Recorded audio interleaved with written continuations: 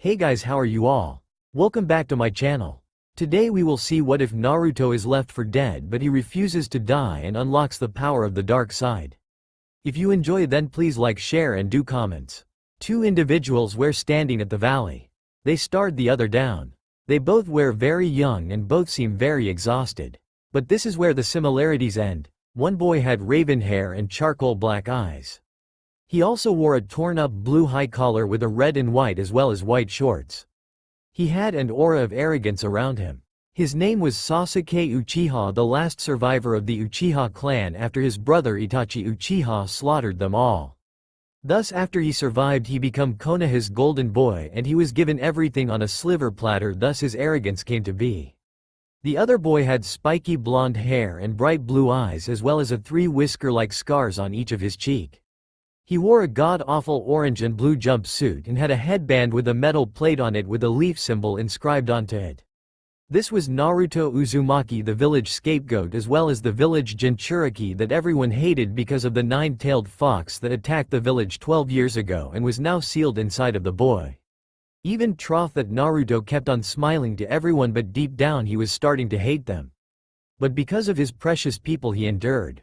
This all began because Sasuke had been given a curse mark by Orochimaru during the second part of the Chunin exams, and the mark had since courted the already unstable mind of the Uchiha. Thus after he had seen Naruto improving and in his mind showing him up, he decided to leave the village and head for the biggest traitor in the leaf to gain power to not only kill his brother but to also show Naruto who is superior. As the village found out about Sasuke's betrayal, they sent a team of Genin and new Chunin from the Konoha 12 who all knew Sasuke and wanted to get him back. As they were preparing to leave, the third teammate of Team 7, Sakura Haruno, who was the one who reported that Sasuke leaving, asked Naruto to bring him back to her and was crying all the while. Stupid fangirls, when they lose their so-called love they act like it's the end of the world. If Naruto left she probably wouldn't give a rat's ass. So they set off, but not before Naruto promised to bring him. On the mission they encountered resistance in the form of Orochimaru's elite guards, the Sound Four. They split up multiple times until only Sasuke and Naruto remained. So now we find these two former rivals, teammates and brothers facing each other to the death. So Naruto, it seems that we are at our final act. The one wins this will be walking away from this, the other will not. As Sasuke spoke, Naruto started get angry because Sasuke had just abandoned the village where he was treated like royalty, and he left because he was a little jealous, while Naruto himself was treated worse than dirt and he was beaten regularly until he entered the ninja academy, which was his only choice as he could not stay a civilian because no one would give him a job as everyone but the younger generation hated him. And I know I'm exaggerating, but I need him to have hatred. Sasuke, you're an idiot. Orochimaru was born and trained in Konoha, so by staying you could have become just as strong. Sasuke responded to that by just starting to laugh like a madman. But why would I want to stay in the village that holds me back, whereas I can get the power straight at the source if I go? And now Naruto, we shall finish all our battles before, and I shall break the bonds I have created by kill you. Your death shall allow me the power needed to kill my brother and get my revenge. Naruto was shocked at how someone that he used to call a friend had become so deranged that he would do anything to get just a water drop of more power. As they stood there, suddenly Sasuke started to charge up the move made famous by Kakashi Hitaki, the Chidori, which he taught to Sasuke for the final of the Chunin exams. Sasuke, however, used that knowledge to his advantage as he showed that same technique into Naruto's right shoulder during their current battle. Naruto had been able to heal thanks to the Kyuubi that is sealed inside of him. When Naruto saw Sasuke charging the danger's attack, he responded by charging up his own attack that was taught to him by the Toad Sage Jiraiya. The Rasengan is a orb of compressed chakra that is spinning in multiple directions. They both finished charging their attacks and they rocked towards each other. Sasuke, Naruto, oh. As they were about to collide, Naruto went for Sasuke's stomach while Sasuke went for his heart. There was a bright flash as they collided and Naruto managed to strike Sasuke in the stomach, but it cost him as Sasuke pierced his right lung. The force of the clash sent both competitors sailing through the air. Sasuke crash landed against the foot of the Madara statue and was knocked out. Naruto, however, was not that lucky as he was blasted into a rock that was sticking out of the river where he was holding on for dear life, but he was bleeding and his lungs were filling with both water and blood. That was what Hitaki Kakashi saw as he arrived at the scene. He saw one of his students unconscious while the other was using the last of his strength to hold on. As he moved into the clearing, Naruto saw his sensei coming and used the last of his strength to scream out, "Kakashi-sensei, help me." Kakashi looked at him with a sad smile. "I'm sorry Naruto, but your injuries are too great, you won't last much longer. I'm sorry, but the mission comes first and I hope you find happiness in the next life. Goodbye Naruto." With that he turned around, picked up Sasuke and started to jump up toward the village. Naruto watched helplessly as his sensei left him for dead. His grip on the rock slipped and he was dragged by the current to the bottom of the river. As he lay there he saw his life flash before his eye. He saw all the horrible the village did to him. Once he saw all that, his hatred bubbled to the surface as his eyes shot open, and all the hatred that he had bottled up for years exploded and a dark aura surrounded him as he started to slowly get up. "No, I shall not fall this day, I will not die. They left me for dead, but I will show them that they were wrong." As he said that, the dark power that surrounding him expanded and pushed the water apart so that Naruto could crawl up on the shore, and as soon as he did that the aura vanished and the water returned. Naruto however used this new power to sustain himself through hatred alone. But what he didn't know was that Count Dooku was in his private flagship in a near his sector and had sensed the powerful dark side energy that Naruto was realizing. He got up from his meditation platform and went to the bridge. "Droid, set a course for unknown space in this sector. I have felt a disturbance in the force and wish to look into it." The battle droid looked at his master and nodded.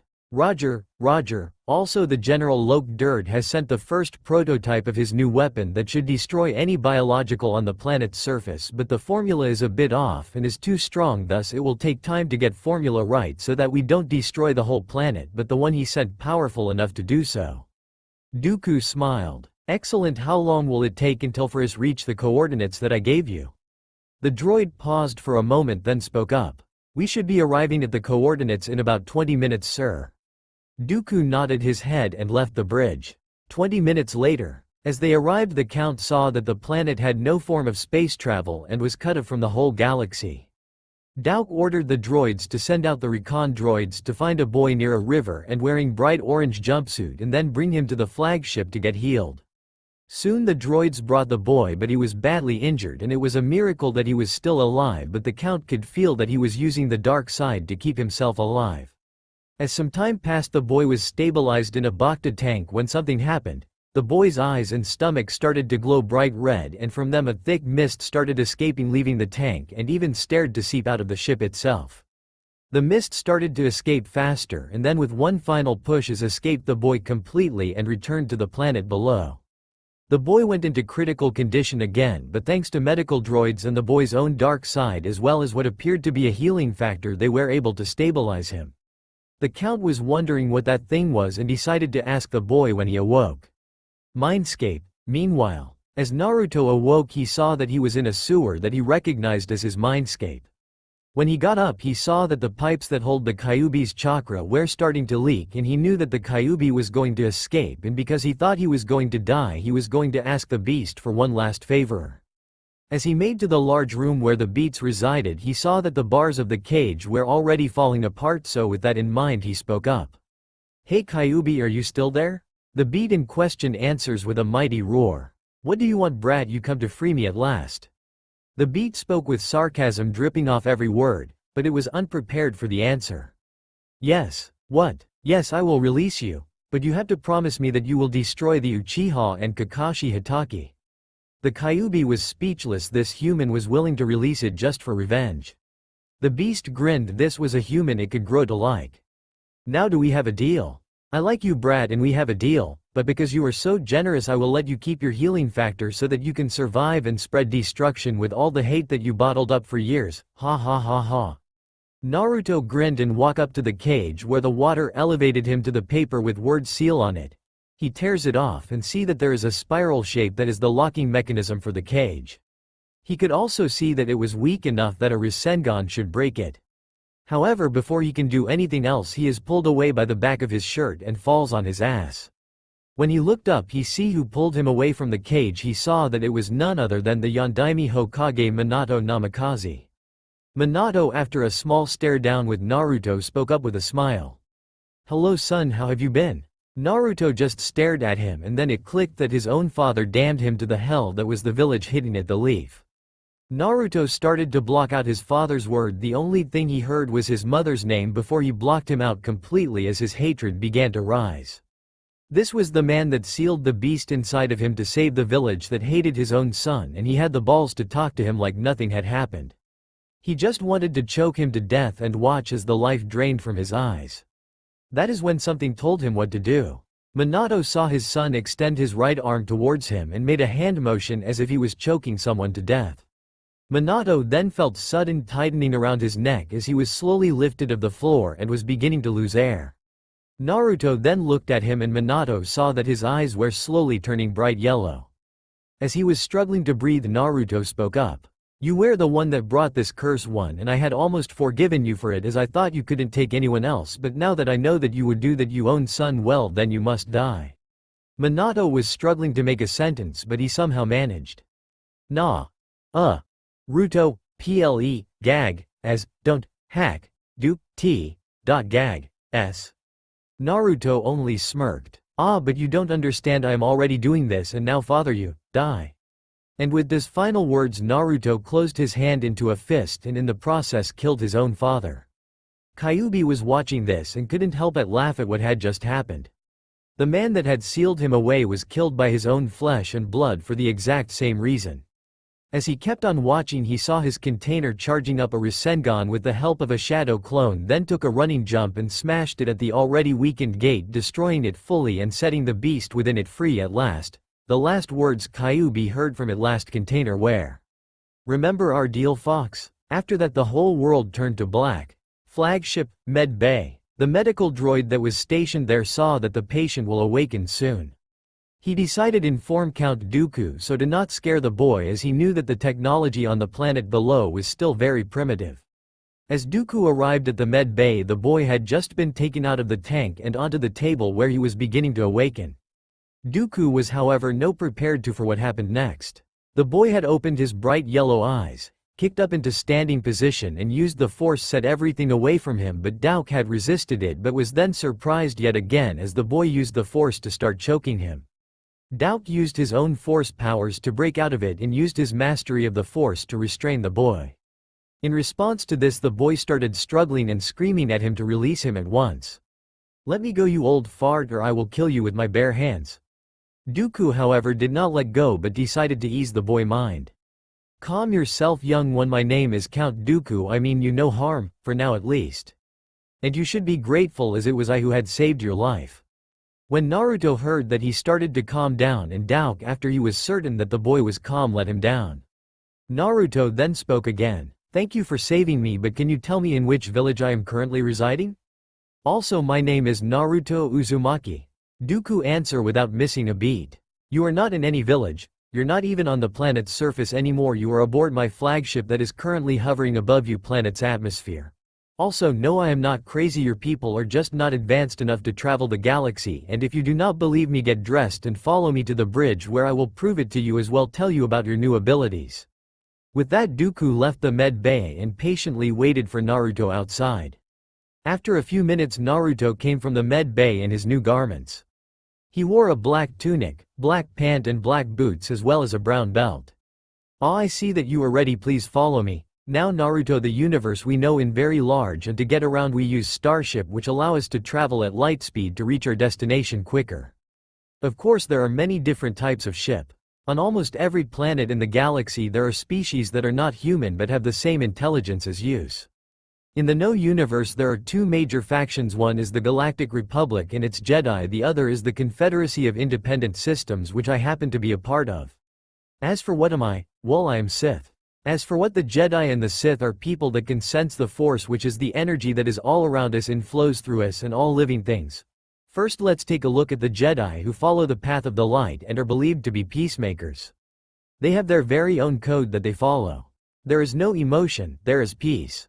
There is no ignorance, there is knowledge. There is no passion, there is serenity. There is no chaos, there is harmony.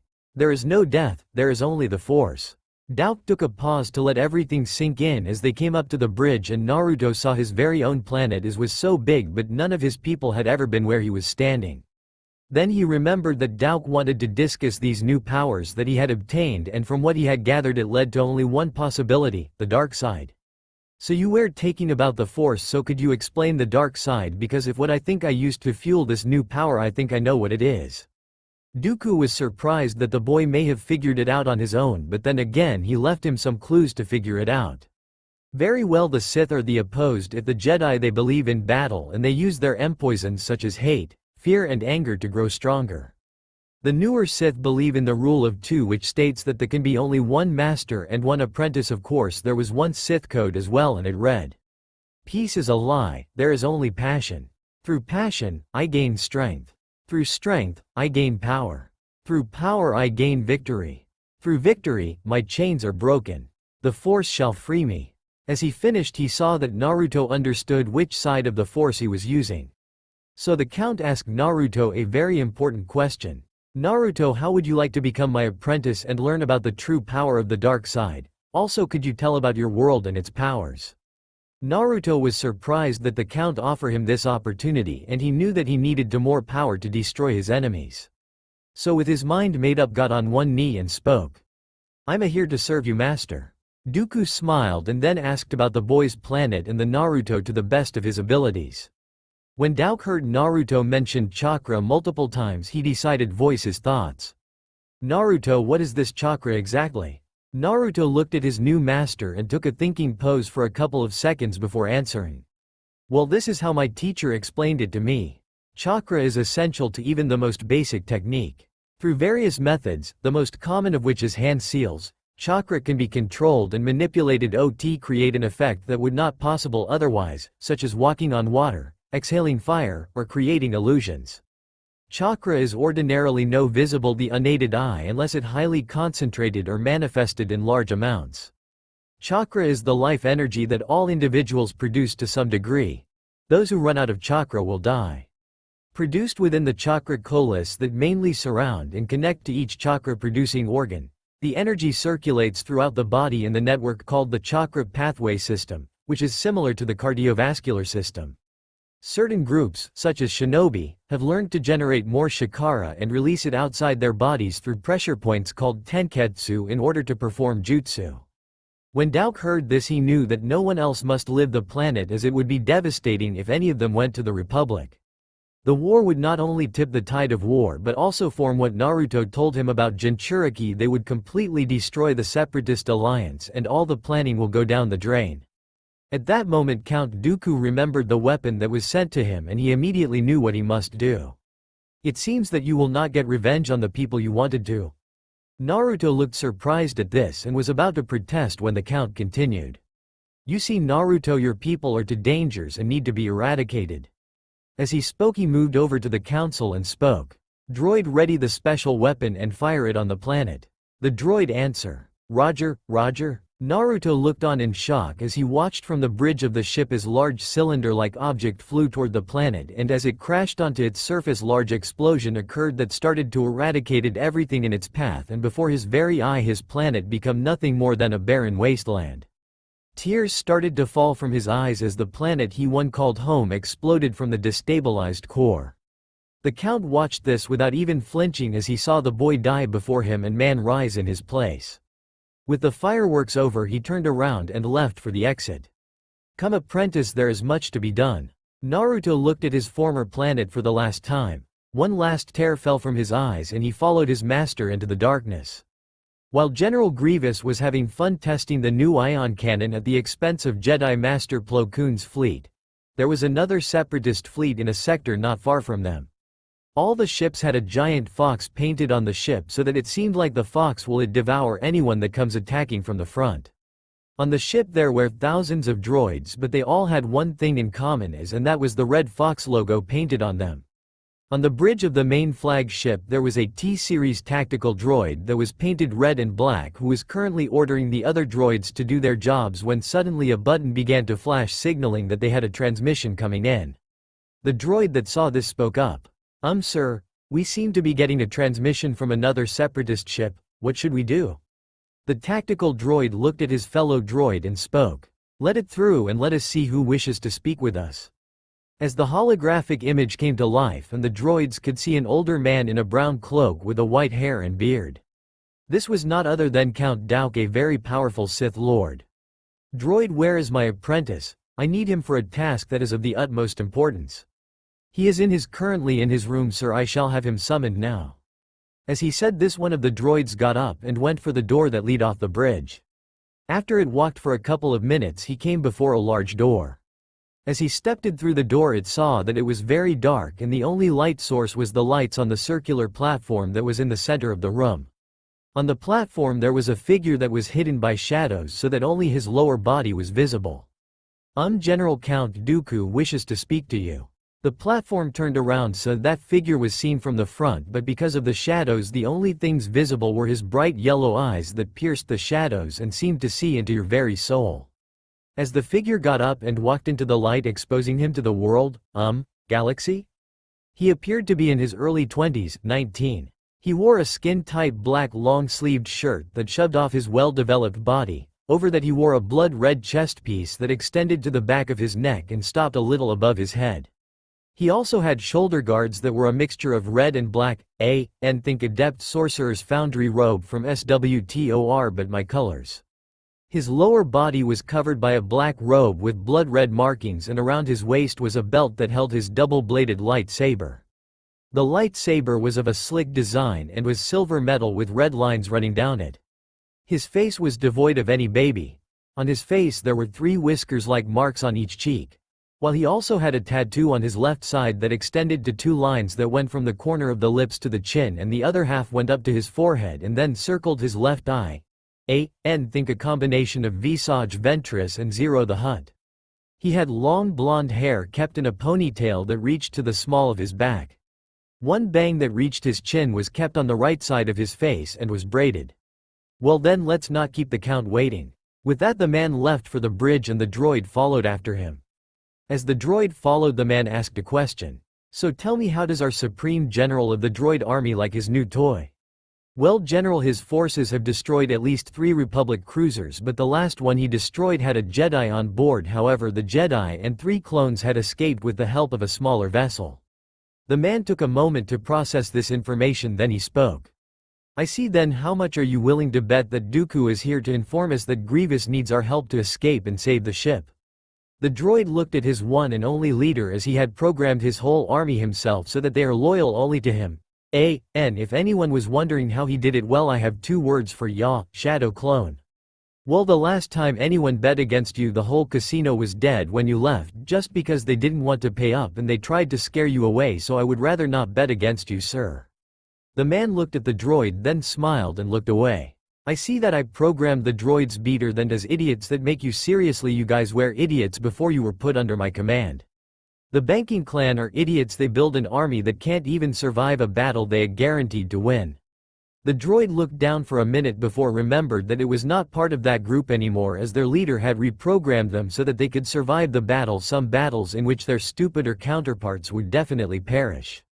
Their leader had taken it upon himself to update their programming so that they could fight not only without blasters but could actually find a solution to a problem. No stupid droids for Naruto. Seriously, they are useless otherwise. "Thank you, General, we are very grateful for that, as we can now survive a bit better than the normal droids can. Now we are just about to reach the bridge and the Count is eager to see you once again." As he said that, they came to the bridge where a hologram of Count Dooku was sitting and looking at them. When they were near, the Count spoke. My apprentice, I see you're enjoying your new fleet, and I can also see that you have already modified the droids to obey only you. You're not plotting anything against me, are you, my apprentice?" The man looked at his master and shook his head at how foolish a man as wise as him can be. "Of course not, master. I merely have taken the necessary steps to ensure that I will have the full support of my troops and that no one can try to kill me with my own men. I also took the liberty of upgrading the droids up to my standards so that they know what to expect from me and that they can think a little for themselves. Now what did Grievous do this time that I have to save him?" Dooku was pleased with the answer that his apprentice had given him, but he did not show it.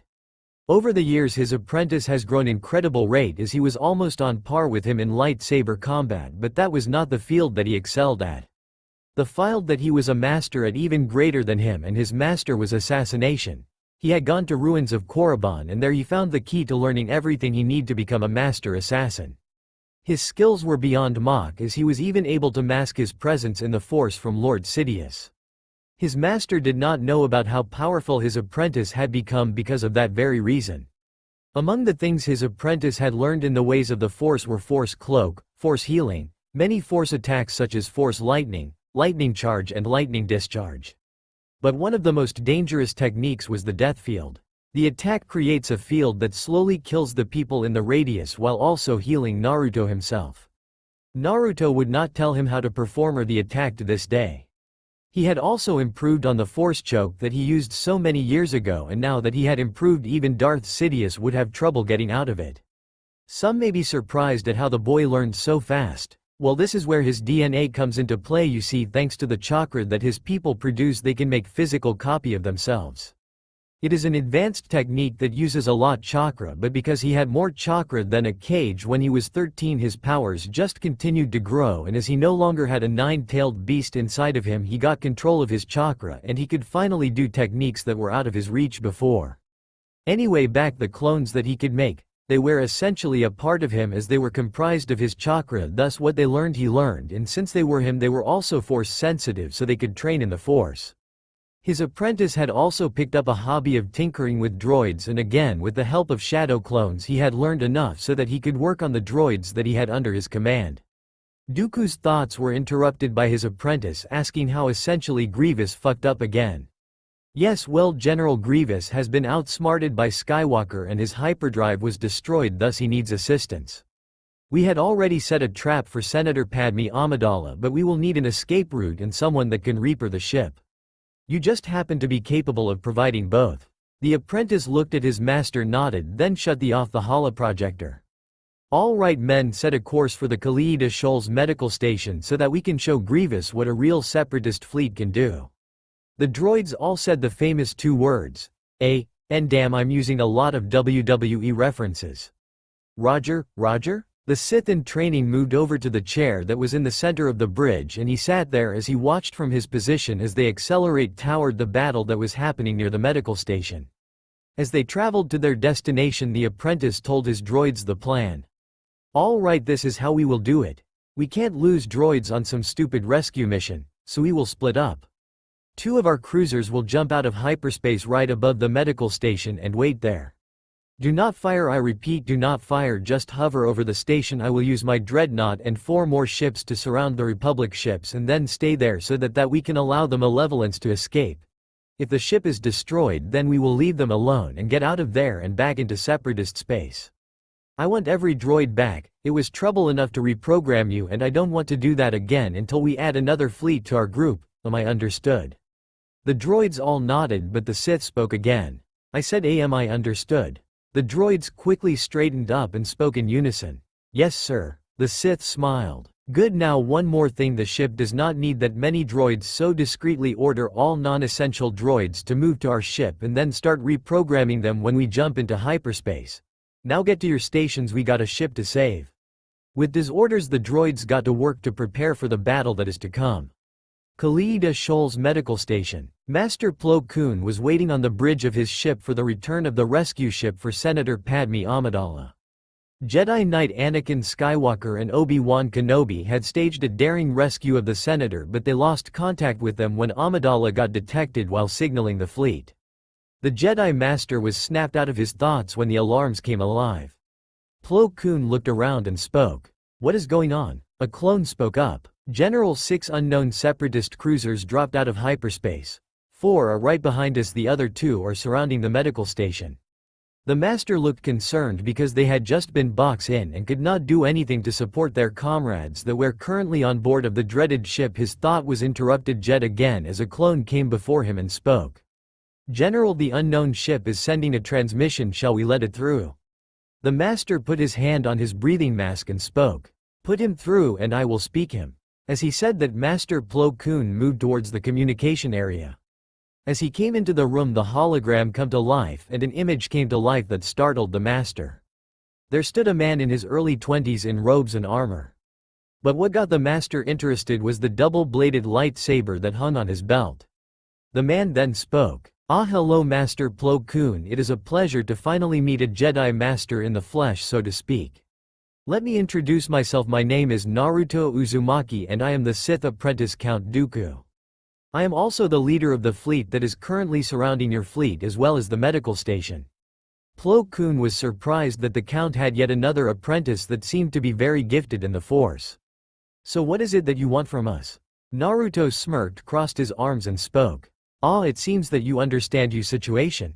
I want you to cease fire on the ship, and also you shall see some fighters come out off the hangars of Malevolence and they will be moved to my ship just in case things go south, and I like to think that I can use those droids better than the good general. So do not fire unless the enemy droid fighters fire first, because then they are under the command of Grievous. Have a nice day, Master Jedi. With that the transmission ended and the room went quiet. After a while a clone came near the Jedi Master and spoke. What should we do, sir? The Master looked at him. We shall do as he says. Do not attack the ship and do not attack any droids that do not attack first. We shall wait and see if Skywalker's plan works. If not, then all will be lost. The clones all looked down before they got back to work. As they worked they heard the sounds of droid carriers and droid starships flying above them and landing in the cruisers that were behind them. Ahsoka Tano was pacing up and down the bridge as she watched the droid fighters and transport fly by. After a while Skywalker's ship started to fly towards them and they saw droid ships that were led by General Grievous hot on their tail. The Republic cruiser opened fire on the enemy ships, and as they did they saw that the Malevolence was preparing to jump to hyperspace, but everyone got a surprise as the ship suddenly went into the moon and exploded.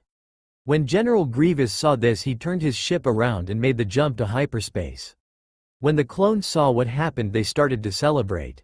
When they came on board the Republic starship, Anakin, Obi-Wan and the others were greeted to loud clapping, but that all stopped when they came to the communication room where they saw Naruto, who had appeared on the hologram and was clapping slowly. Well done, generals, you did a marvelous job and I thank you for the new droids that I have acquired from this mission. Also I would like to thank you for the entertaining show that you put on. Now we shall leave you to your own devices as I have some new droids to integrate into my fleet. Good day to you all. With that he nodded his head and the hologram shut off and the enemy fleet left for separatist space. Anakin was the first to speak. Who was that guy and he carried a lightsaber? Is he a Sith? Master Plo Koon was the one who answered. He is Dooku's new apprentice and his name is Naruto Uzumaki. Master Kenobi took a thinking pose and spoke. This is very troubling. If he is indeed Count Dooku's apprentice, then there is no doubt in my mind that he is very skilled in the Force. Anakin, being the proud Jedi that he is and a bit arrogant, spoke up. Well, whoever he is we will stop him and bring him to justice.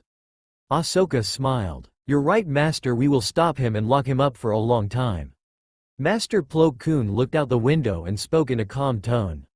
I hope you are both right, because if you're not then there is no telling what he could do. Cloak of Darkness. Viceroy Gunray captured. Senator Padme Amidala has scored a victory against the Separatist Alliance.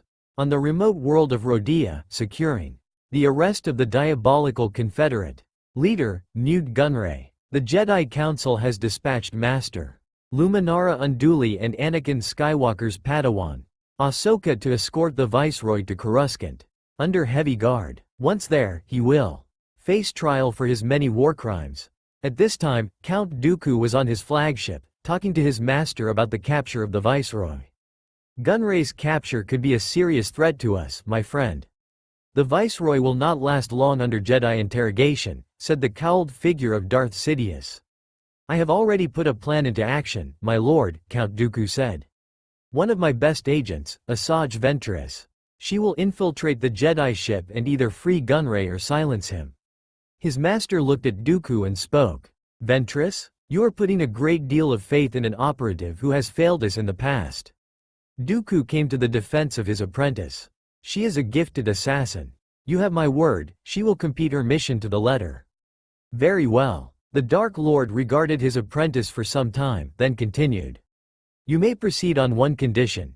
You have to get your other apprentice to go with her and he will be the diversion, as he is almost as skilled with a lightsaber as you are.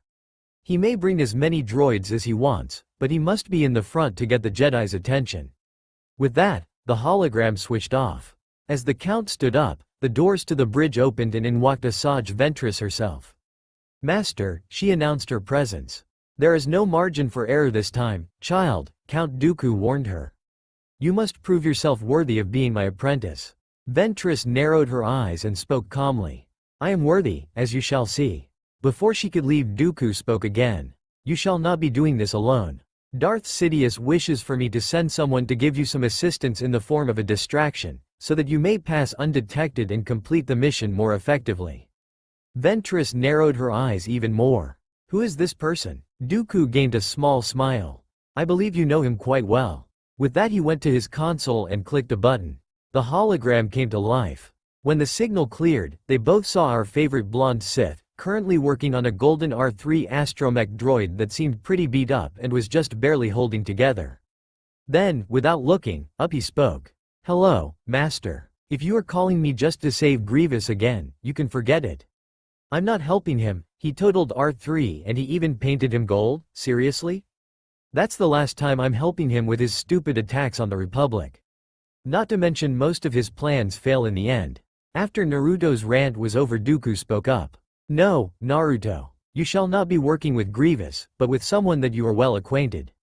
At that statement, Naruto looked up and saw Ventress standing there. He smiled and waved at the holographic camera.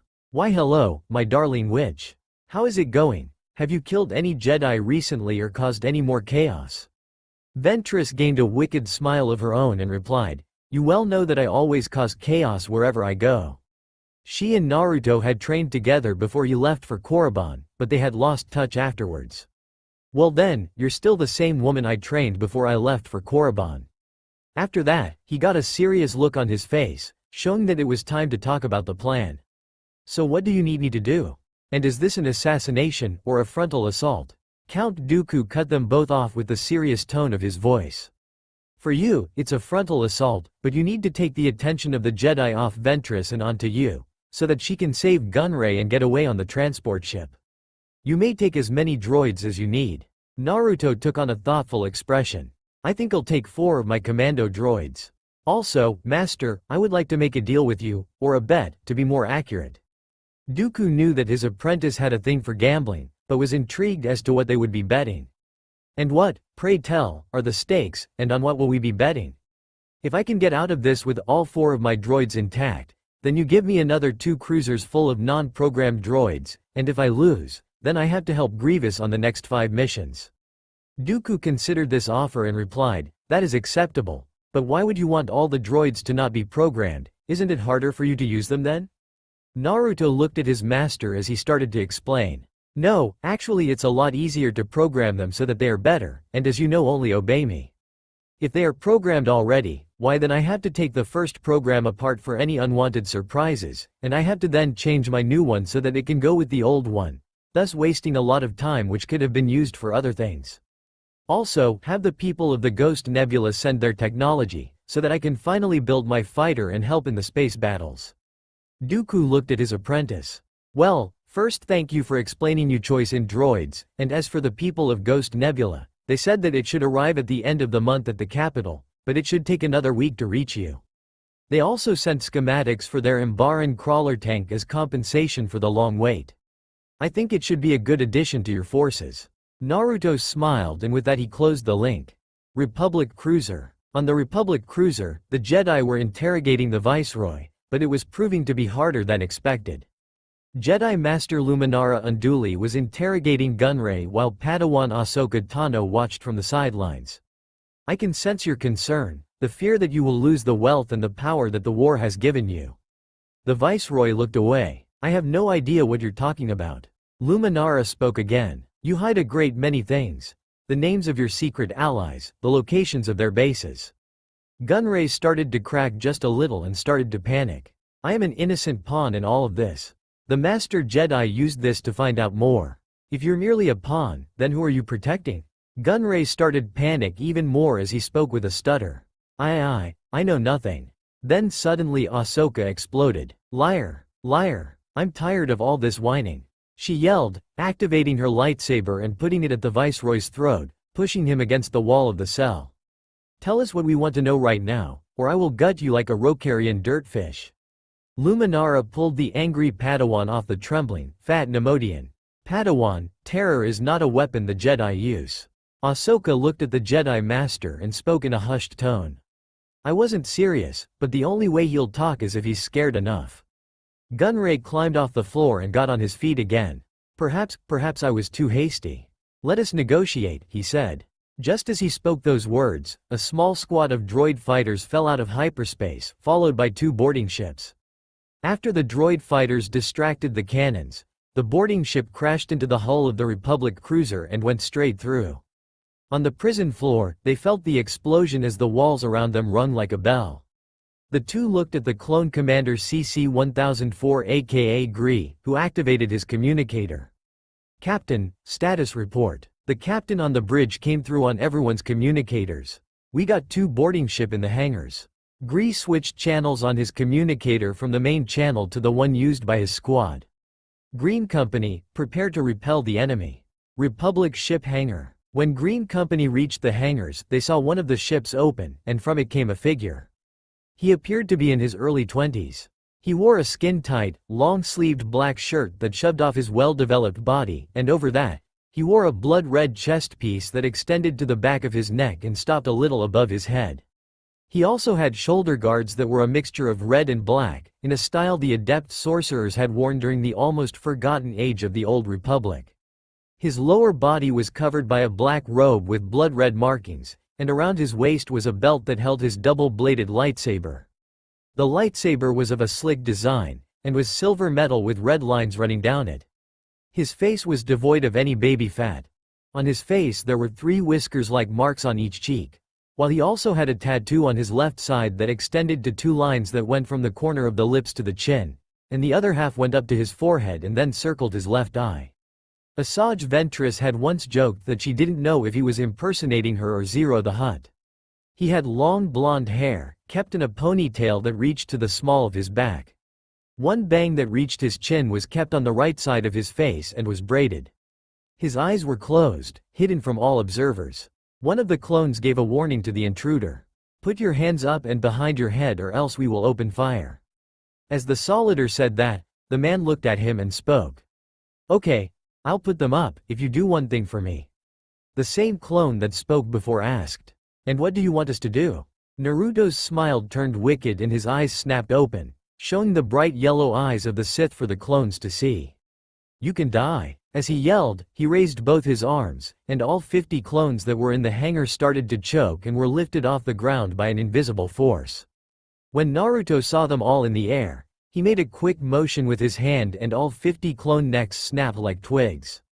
After that he let them fall to the ground, and said, "It's all clear, you can come out now." With that, 5 figures dropped out of the ships. Without turning, Naruto spoke. Commandos, get 4 clone armors and change into them. Then get rid of the bodies and check for any good weapons. Whatever you find, take it to the escape ship and leave the message behind. With that, the 4 droids got to work. The final figure stepped next to Naruto and said, "Why do you have to do this every time? Your fleet has grown larger in every battle you've been in, yet you still want more. I think you're becoming a hoarder." Naruto gave out a small chuckle. "Instead of criticizing my tactics, how about you go have fun," he said. Ventress smiled and was just about to leave when he spoke again. "Oh, and Ventress, do not kill that agent that we are paying.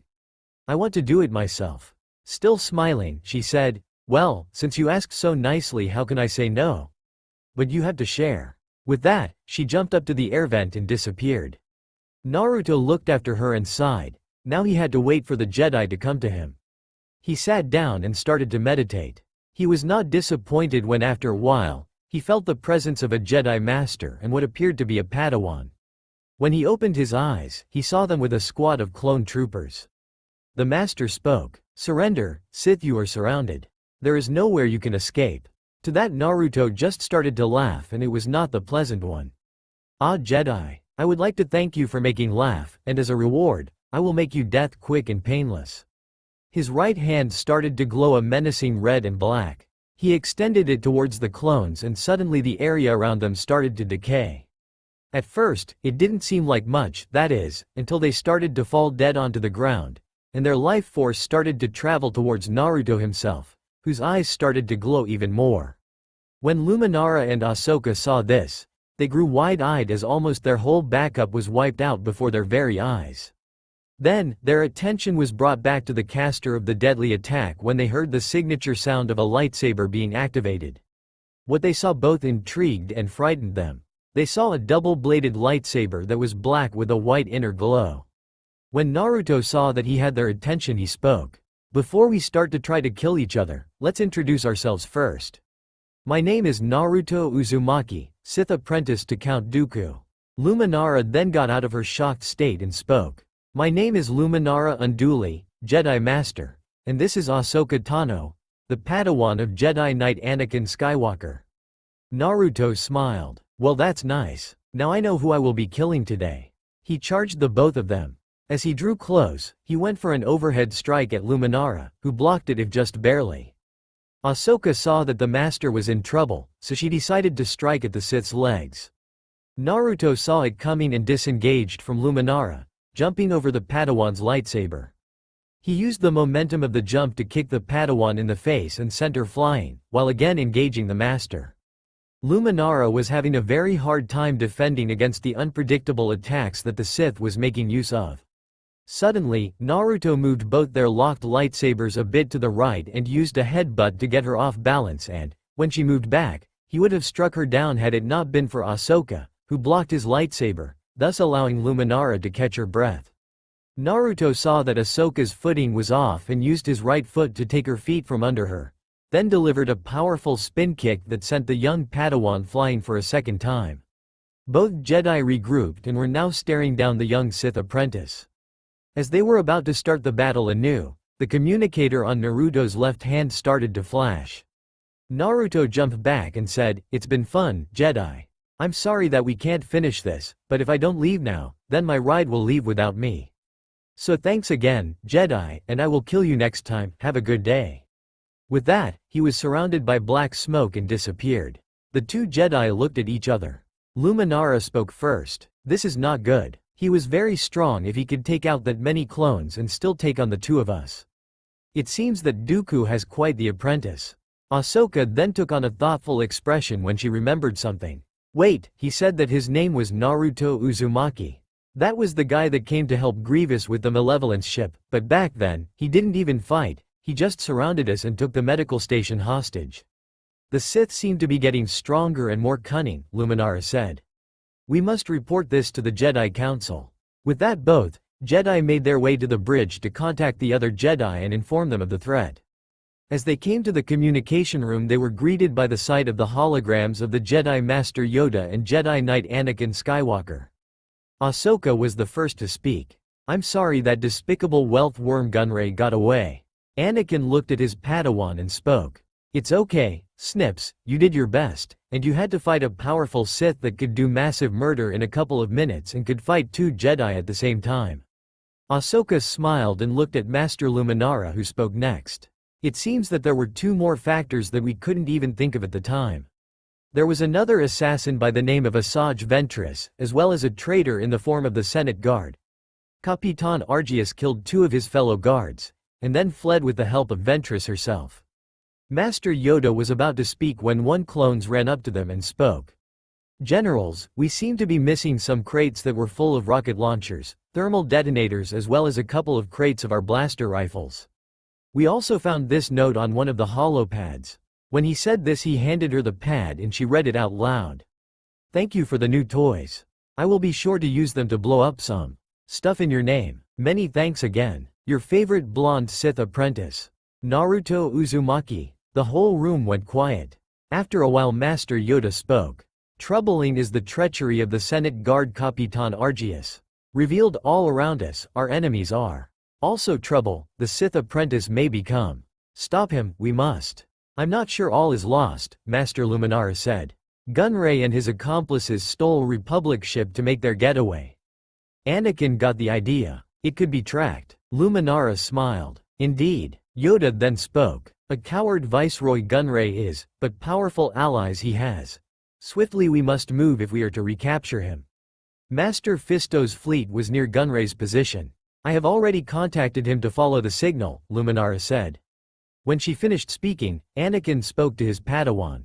Ahsoka, I'll meet you at the rendezvous point. Ahsoka smiled. Yes, Master. Then, when the connection was cut off, she spoke again. Master Luminara, I guess this is goodbye for now. Luminara looked at the Padawan. I owe you my life, Ahsoka. Ahsoka smiled. Protecting a Jedi Master is the role of the Padawan. Luminara then looked at her seriously. And teaching is usually the role of the Master. Ahsoka looked down, but when she looked at the Master again, she saw her smiling softly. Master Skywalker should be proud, Luminara said. Somewhere in deep space, on the ship that had escaped the Republic ship, the now ex-council guard spoke. You see, assassins? Our plan went off without a hitch. As Ventress and Naruto stood behind him, they both spoke in unison. Our plan? Argius ignored it and still continued to act smug. And I will, of course, make sure your contributions are noted in my report to Count Dooku. Naruto and Ventress looked at each other, nodded, and put their lightsaber at the back of the guard's chair and spoke. We'll tell him ourselves. With that, they activated their lightsabers and killed him. Naruto then used the Force to throw the body off the chair and sat in it while Ventress talked to the Viceroy. As Naruto looked forward into space, he activated the hyperdrive and the ship disappeared into the unknown. The Republic fleet is on the defensive and pushed to the brink. As war rages in the much contested Outer Rim territories, chaos and fear mount as the Separatist army wages an epic battle against heavily outnumbered Republic ships in the far reaches of the Quell system. Anakin Skywalker and his Padawan Ahsoka race across the galaxy to aid Jedi Knight Aayla Secura, who is in the midst of a fight for her life as the sinister droid army closes in on the heavily damaged Republic cruiser. Aayla Secura was watching as the Separatist destroyers did more and more damage to her ship. Our shields are gone, yelled one of the clones that were looking at the monitors. The Jedi Knight watched helplessly as the battle raged outside her ship. Hurry, Skywalker, she spoke, a worried look on her face. We're depending on you. Unknown space. Not far from the battle there was another Separatist fleet. This fleet belonged to none other than to our favorite Sith, currently in his new ship that he had built not long ago. The ship was a modified BELBULLAB-22 starfighter, a fast and agile prong-shaped vessel produced by Fethan Atra Scalable Assemblies. It had a powerful arsenal consisting of 2 sets of triple rapid-fire laser cannons. The starfighter was easily able to match the PORA-X-38 starfighter for speed, as it was fitted with twin ion drives and an extremely powerful hyperdrive. That's where Naruto had got a bit out of control with the modifications. He'd made space for a pair of bigger ion drivers, and added another 2 so that he would be able to outrun just about anyone. Of course he'd blown himself up a couple, well, more than just a couple of times, but he'd finally got it right. Because of the new power, he'd had to change the thrusters so that they would survive the increased demands of speed. He then put in a compartment for his R3 astromech droid that he'd finally repaired after Grievous had broken it. He also changed the cockpit so that he could use the Umbaran 1, because it was more straightforward and allowed more maneuverability than a normal starfighter would have. As he was flying around his fleet, R3 started to make beeping noises. Naruto looked at his droid that and listened to what it had to say. Well then, if the Count wants to speak with me, let him through, and don't worry, I won't let them make you go on another spying mission. As he said this, an image appeared on his monitor and, when it cleared, it was the scowling face of Count Dooku. Hello, Master, what can I do for you today? Naruto said in a calm voice. Dooku's frown at his apprentice's behavior deepened. There is currently a battle taking place not far from you. It is almost complete, and victory is assured, but I want you to go there to lend a hand. When Dooku finished the description of his task, Naruto gained a deadpan look. You're just punishing me for not coming to save you from those pirates that took you captive. Dooku smirked. That has nothing to do with it.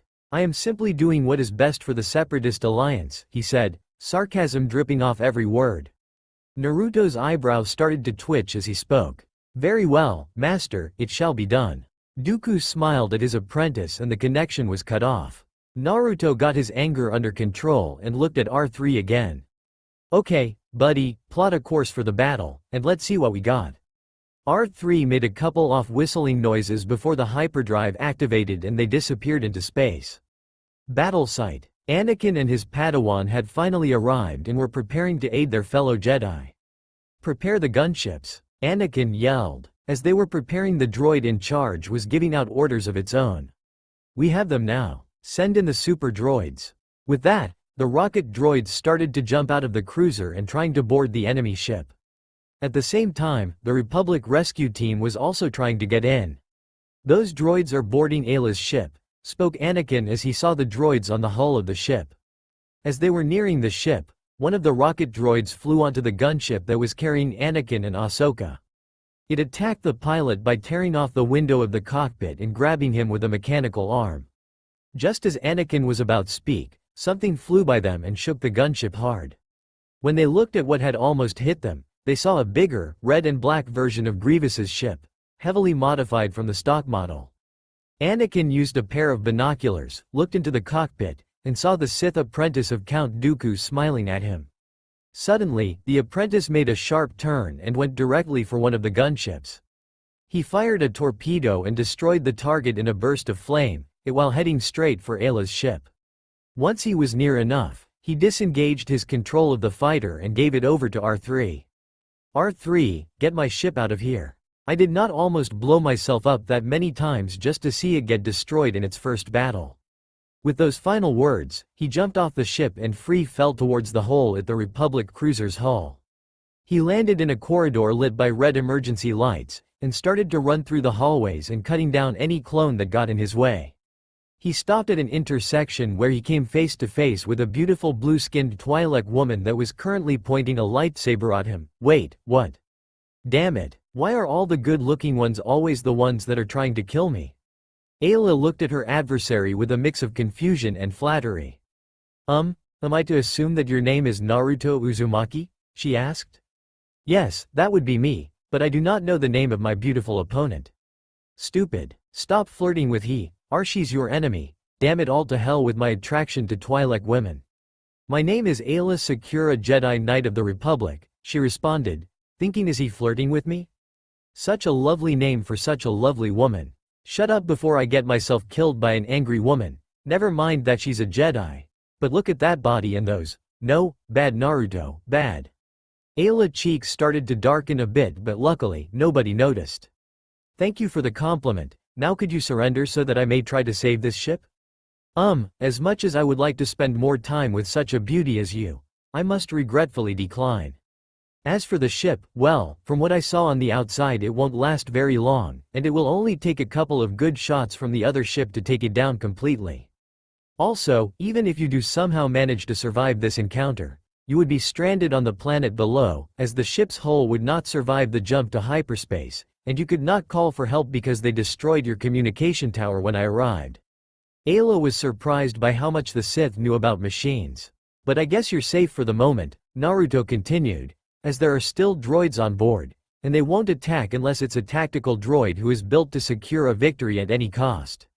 Just as he said that, the ship shook violently. "Ah, Chuda, I just had to go and screw it up with my luck again." He looked at Ayla. Yeah, we better run. We can fight later. I agree with that plan." With that they all started to run for their lives. As they were running, Ayla looked at her temporary ally. "So where are we going now, Sith? When I jumped out of hyperspace, I saw a Republic transport ship preparing to land. If we get to that hatch, we're home free." As he said that, there was an explosion behind them, and it would have killed everyone had it not been for Naruto using the Force to protect Ayla, her commander, and himself. But he did not get out of it without a scratch. While shielding them from the explosion, a piece of shrapnel went fly towards him and, because he was still concentrating on the fire, it slipped by his shield and lodged itself in his left shoulder. He screamed and almost lost control of the shield, but regained control quickly. When the explosion subsided, Naruto fell to his knees and grabbed his bleeding shoulder. Ayla, being the Jedi that she was, kneeled down to his level.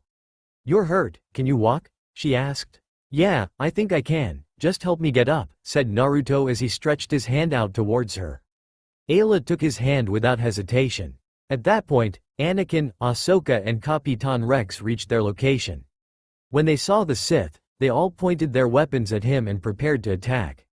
"Stop," Ayla said. "He is on our side for the time being, and he got hurt protecting us from the explosion." The rescue team lowered their weapons, but were still cautious around the Sith apprentice.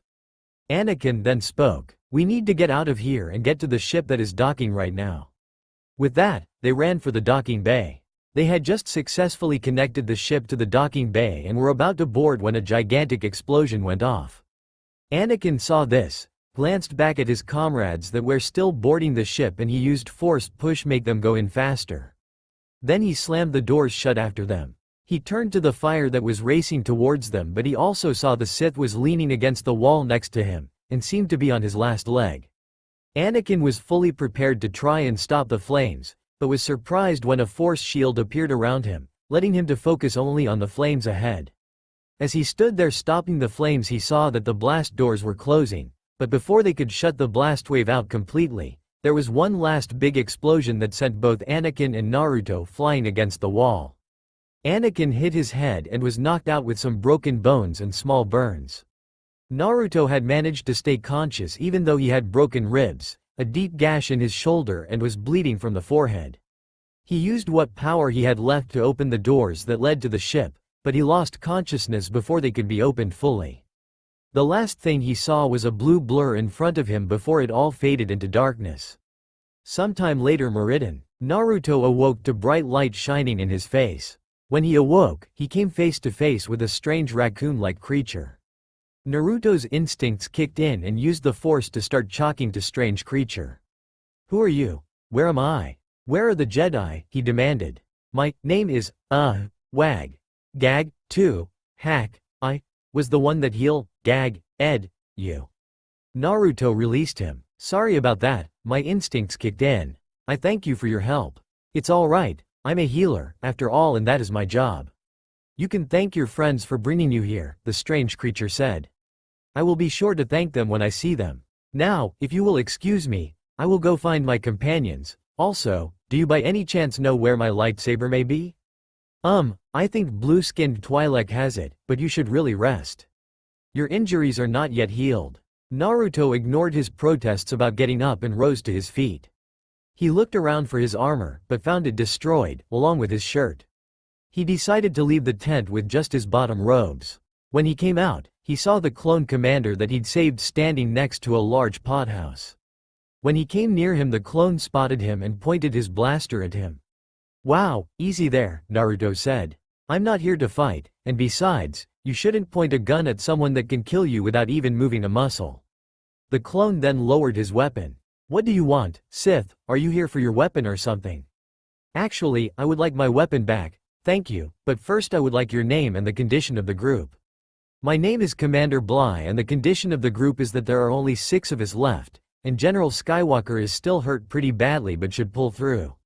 "Okay then, if he is still hurt, let me see him for a minute, and you can all be there to point your guns and sword at my head while I work." With that, he simply walked into the pod. Inside, he saw all 3 Jedi, talking to each other quietly. When they saw him, everything fell silent. "How are you feeling, Skywalker?" Naruto asked. In response, he got a snarl from both Ahsoka and Anakin himself. Ayla, being the only rational one, answered for the wounded general. "He is still too weak for any kind of fast-paced travel, and he will have to rest for at least a day before he is able to even walk." "Then how about we fix that?" Naruto said. Before anyone could stop him, both of his hands started to glow green and the energy flowed from them towards Anakin. Ahsoka was about to attack, but Ayla stopped her. The Padawan looked at her, but she only pointed at Skywalker, whose wounds were closing, even the bruises beginning to fade away. After a while, Naruto stopped healing him and everyone saw that Anakin was almost as good as new. "There we go now, by tomorrow you'll be good as new." Anakin looked at the Sith. "I thought I was never going to say this, but thank you, Sith," he said. "Please, call me Naruto until we get of this rock." "Then thank you, Naruto, for healing me."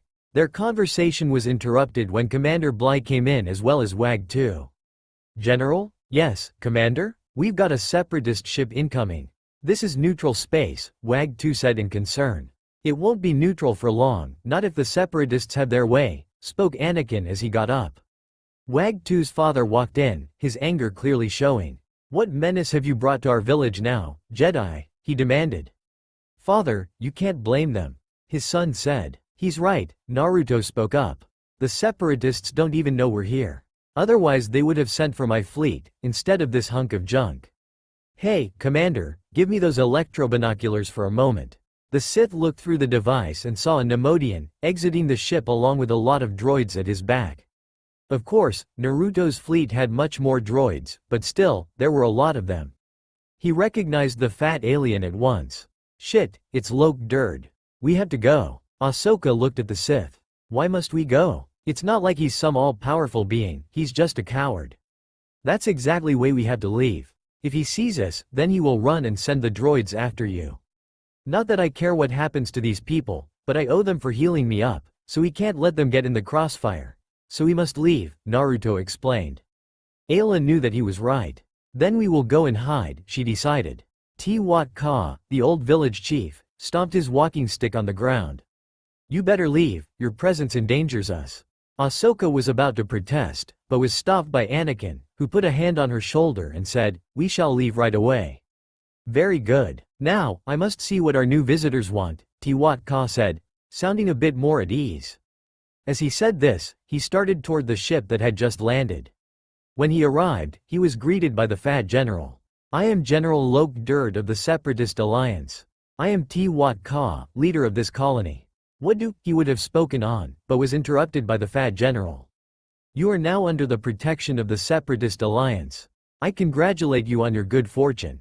Thank you, but we enjoyed good fortune well before your arrival, spoke the leader of the colonists, but it seemed he was ignored by the general. We are a peaceful people, General. I do not condone your presence here. Then stand aside. I would like to inspect my new colony. As the Nemodian looked at the village, he had a smug smile on his face. Ransack this dung heap, he said. Not far from that position, we find the Naruto, the Jedi, the two clones and Wag 2 watching. Why are they tearing apart our homes? We've done nothing to them, said an angry Wag 2. Violence, that's what those droids are programmed for, Ahsoka answered him. Well, you're wrong on that part, spoke Naruto, who had been listening to their conversation. Everyone looked at him curiously and he decided to explain. These droids are made for mass production, not quality.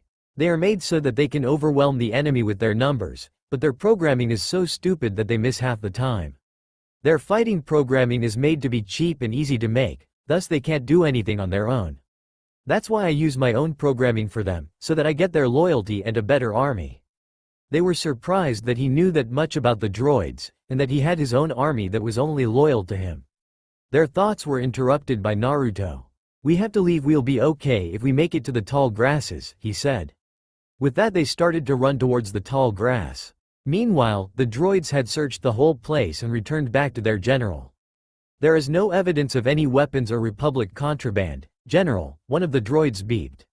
In the future, we may conduct more periodic searches like this one in order to maintain security, spoke the general with a smug look on his face.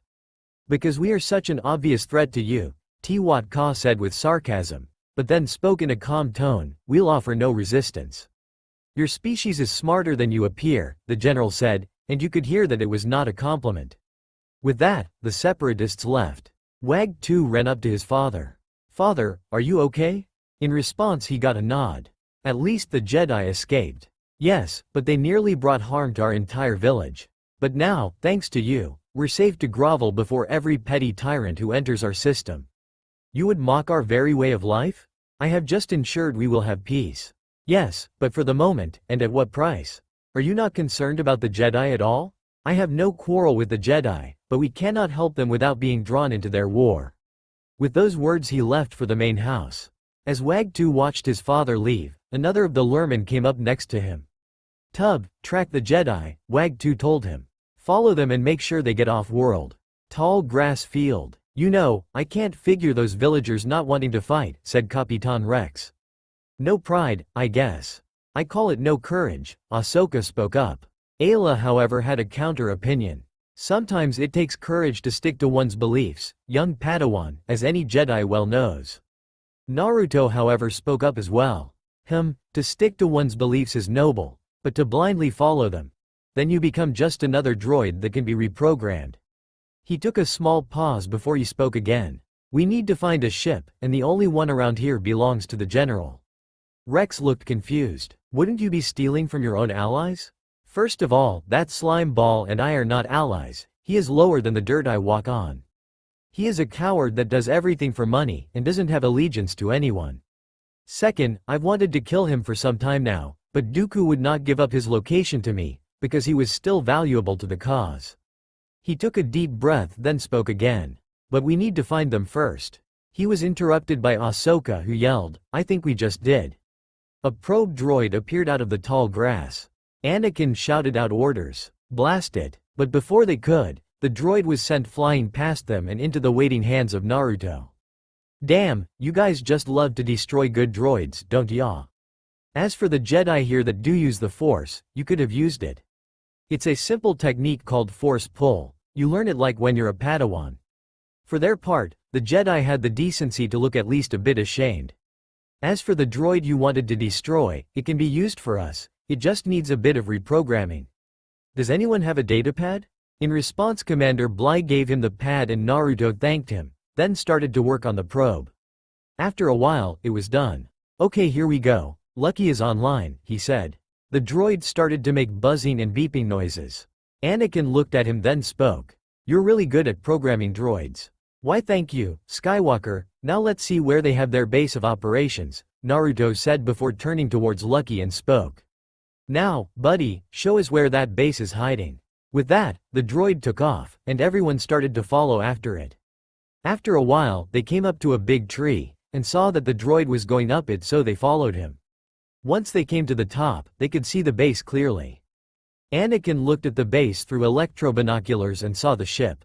That shuttle's our ticket off this rock, he said. Rex looked at him then spoke, it's not gonna be easy, sir. There don't seem to be any flaws in their security line. On the contrary, it will be quite easy to get in, but before he could continue. Anakin then spoke up, looks like the Separatists have a new toy. He spoke but was interrupted when someone took the binocular from him and that someone was Naruto. No, not new, but an improved old one. Ayla looked at the Sith and spoke. How do you know about this weapon?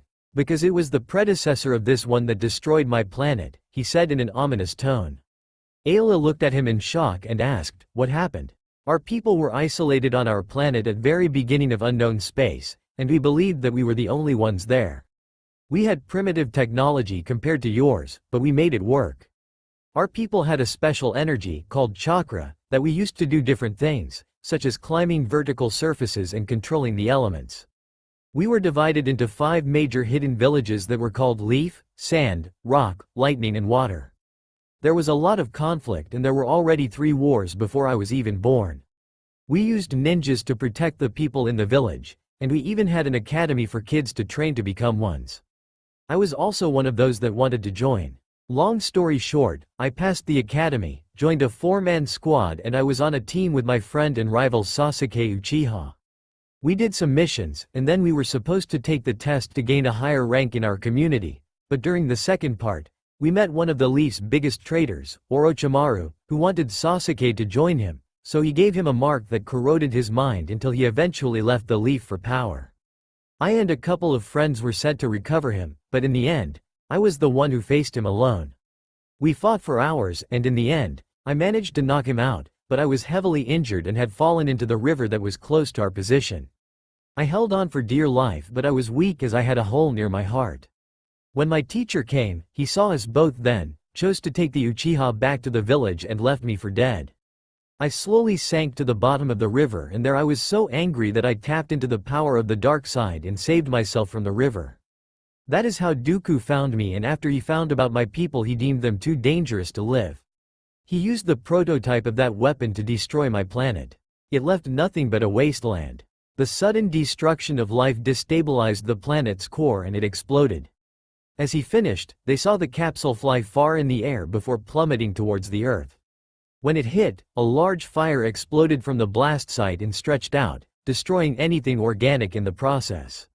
When the Jedi and the clones saw this, it immediately conjured nightmare images of such a thing happening to a whole planet. Everyone looked down in sadness and the 2 female Jedi even started to cry. But what no one expected was for Ayla to suddenly hug the Sith from behind. You have so much pain, and you went through it all alone, I'm so sorry. Naruto looked shocked at first, then he smiled and put his hand on hers. You don't have to apologize, you weren't there and I don't blame you for it. He gently took her hands from around her neck and turned around. Now, no more tears on that beautiful face. We have a ship to steal and a colony to help, he said while wiping the tears off her cheeks. Ayla smiled and nodded her head. However, Commander Bly spoke up. How are we getting in? Well, you just leave that to me, said a smirking Naruto, who then took his lightsaber from Ayla and disappeared. Everyone decided to move closer and what they saw was amazing. Naruto appeared on top of one of the spider cannons and stabbed it, then jumped on top of the other one without being noticed and destroyed this one like the last. With that, he jumped off the wall out of their sight, and for a while all they could hear was the sound of a lightsaber cutting metal. When they came close, they saw the door open wide. Inside, they found Naruto next to the ship, transporting 2 shield generators onto the ship. When he was done, he looked at them and smiled. What took you so long? I already have the shield generator on the ship, let's go. They all nodded and went to the ship, then flew towards the colonists. At the village, Wag 2 was having an argument with his father after he found out from his friend that the separatists were returning. They're returning to our village, the healer pointed out. They did not attack us before. There's no reason to think they will this time, his father replied. This is war, but not our war, Wat Ka shouted. We've done nothing to provoke them, and we will not. He paused for emphasis. That is their way, so we will just lie down and be slaughtered? Father, even if we don't fight the separatists, we must defend ourselves. Mounting a defense is still engaging in battle. If we sacrifice our beliefs, we're no better than they are. He took a small pause again. Our philosophy has helped us to survive for generations, and we will not change our morals now or ever. Just then, the ship landed at the entrance to the village. Naruto and the Jedi, as well as the clones, came running out of the ship. Ayla was the first to speak.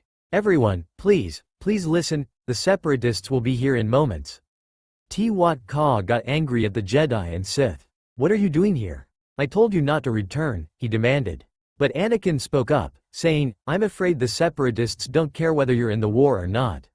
We need to get you to safety before they arrive. We will not abandon our homes, the old chief said stubbornly. But they've got a new weapon, spoke up Ahsoka. It'll burn this place to a crisp. She looked around the village and shouted, is this what all of you really want? Wat Ka spoke again. If it is our destiny to be destroyed in your war, so be it. Naruto and the Jedi used the Force to put a wall of pots in way of the droid army. Rex started to climb the wall and used his inbuilt helmet visor to see the enemy approaching. Droids inbound. We've got 8 minutes tops, he reported. Alright, Anakin said. Let's get these shield generators in place. General Loke Durd was feeling very satisfied with himself as his army approached their target. He could already smell victory on the air. When Count Dooku sees how successful my weapon is against civilian targets, I will no doubt be promoted to a more substantial position within the Alliance. Right, said his droid aide, and it almost sounded sarcastic.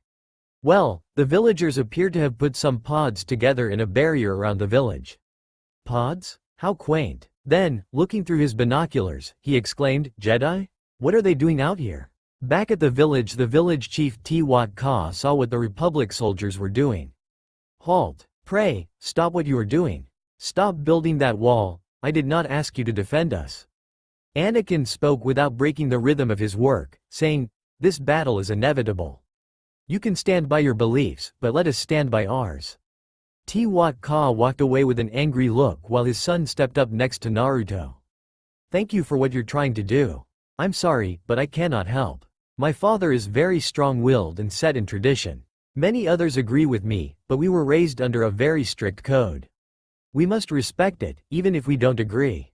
Naruto looked at him for a long time before speaking. You have your beliefs and you stand by them. Just don't let them stop you from doing what you think is right. Then they all heard the voice of Rex, announcing, they're holding position. Naruto then spoke again. They're not going to charge us, not if they can hit us from long range first. Anakin got the idea. But if we can withstand that weapon, we'll draw them in. The droids stopped and General spoke. Prepare to fire. Goodbye, Jedi, fire.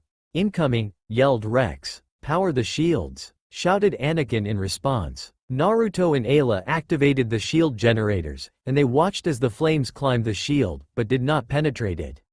Now they'll have to get their hands dirty and meet us face to face, smiled Anakin as they stepped out of the shielded area to face the droid army. Loke-Durd started to panic. Squad 1, prepare to charge. The droids got in position and he spoke again. Charge. Ahsoka spoke up in a worried voice. That's a lot of clankers. We got to stop them before they get through that shield, Anakin said. You guys deal with the first wave, I will take care of the rest. Just give me some time, spoke Naruto as he extended his arms to the side as electricity started to crackle around his fists.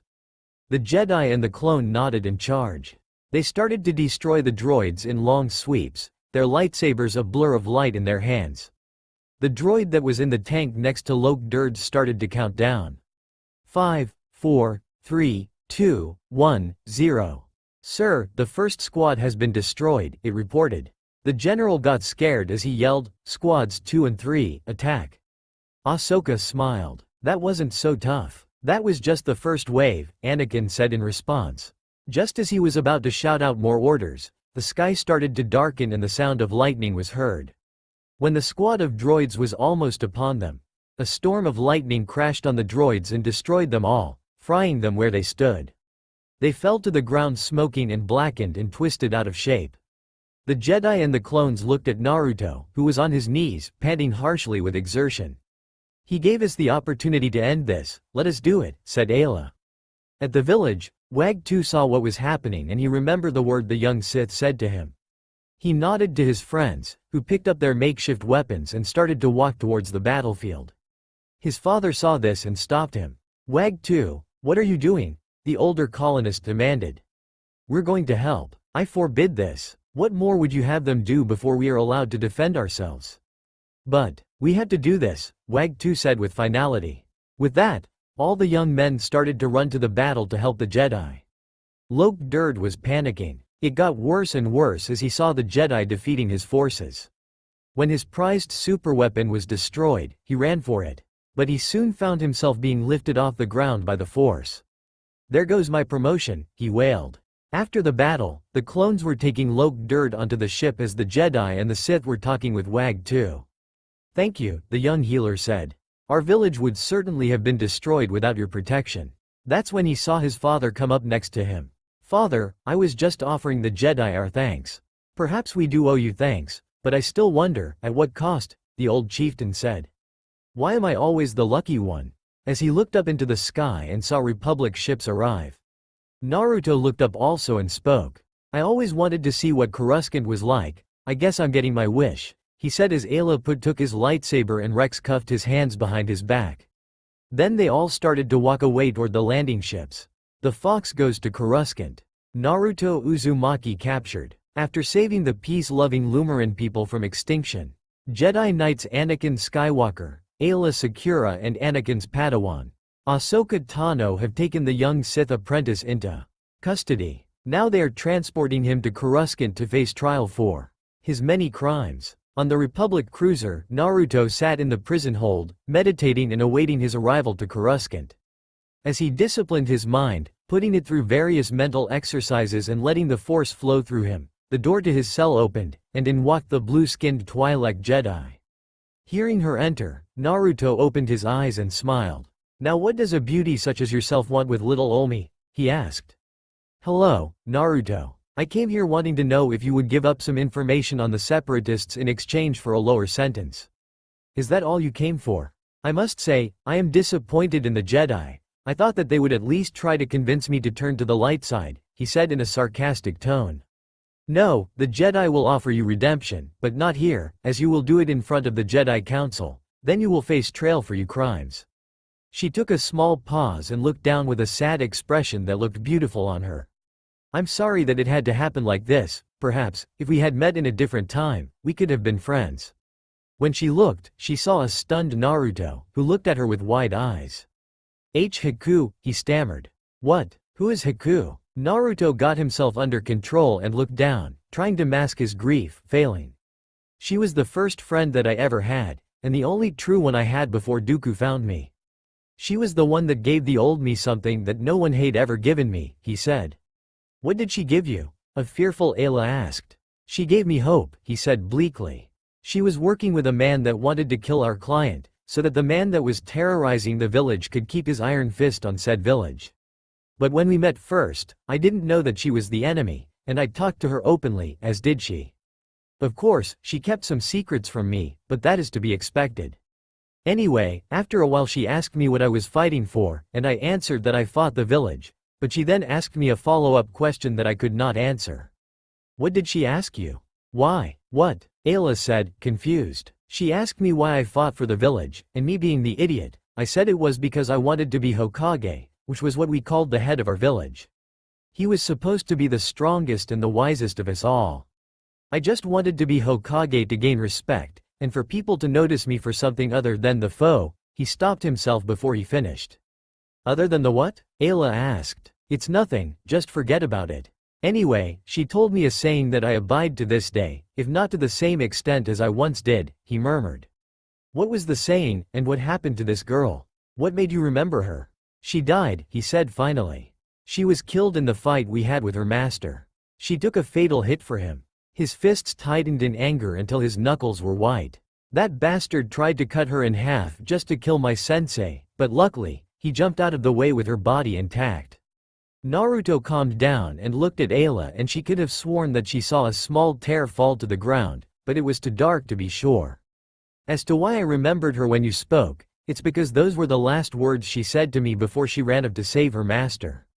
Ayla was stunned at what she heard, but then remembered that he still hadn't told her about the saying.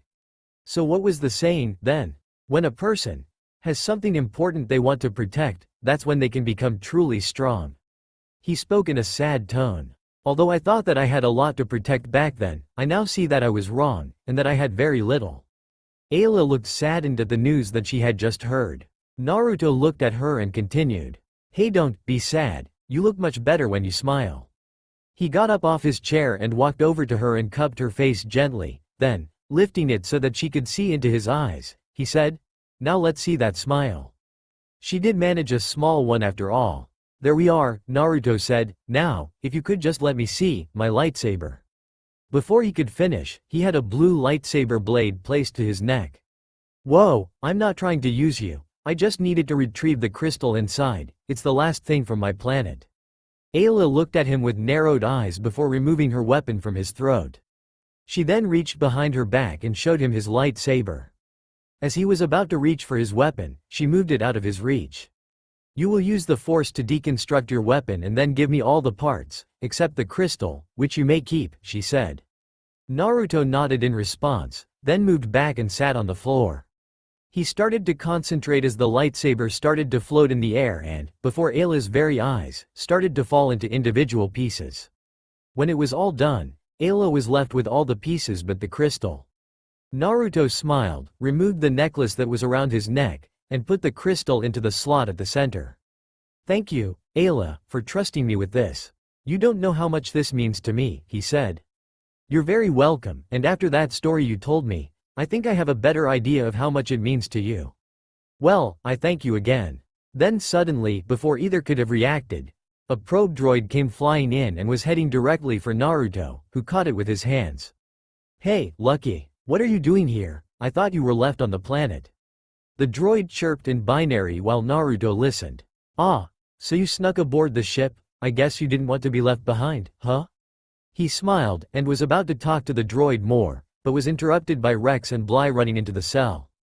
General, we saw the probe droid that was reprogrammed by the Sith floating towards this area, but when we tried to stop it, it ran from us, said Bly. That's when they saw it with Naruto, and they reacted on instinct, pointing their weapons at the Sith.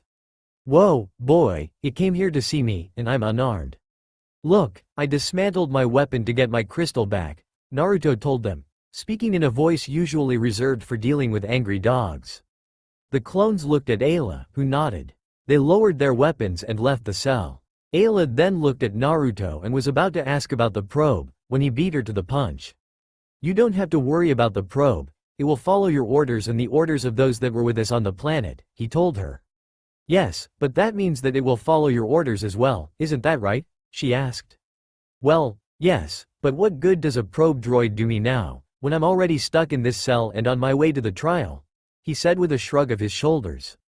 Very well then, I will come and get you when we are about to arrive at Coruscant, Ayla said. If I get to see your beautiful face more, then by all means, come back quickly. She nodded her head and left the cell. No one saw that her cheeks were a bit darker than before. Sereno. Count Dooku was looking out of his window at his palace when a button started to flash on his desk, signaling that he was receiving a transmission.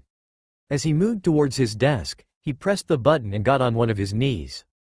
Once the image on the hologram was clear, he saw his master, Darth Sidious. My master, Count Dooku said.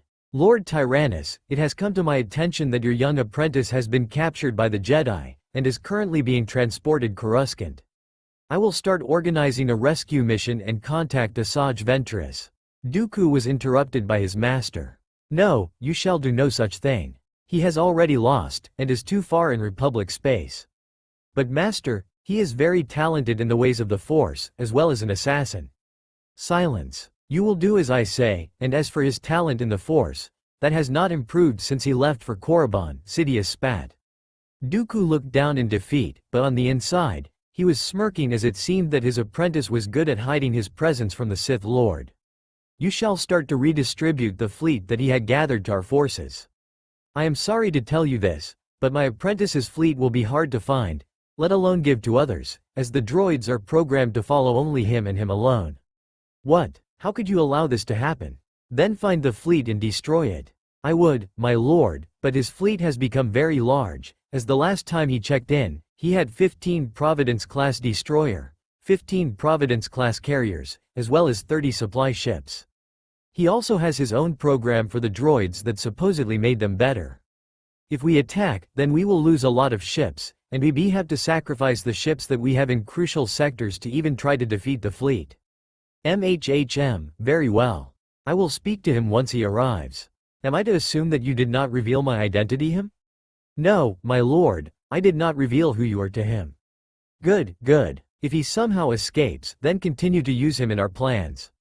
If not, then leave his ships to rot in space. Very well, my master, said Dooku with a hint of anger before the transmission was cut off. Then, he stood up and walked towards his window and spoke to himself.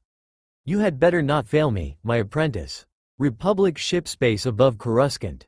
Anakin Skywalker, Ayla Secura and Ahsoka Tano were currently talking to Master Yoda, Obi-Wan Kenobi and Supreme Chancellor Palpatine.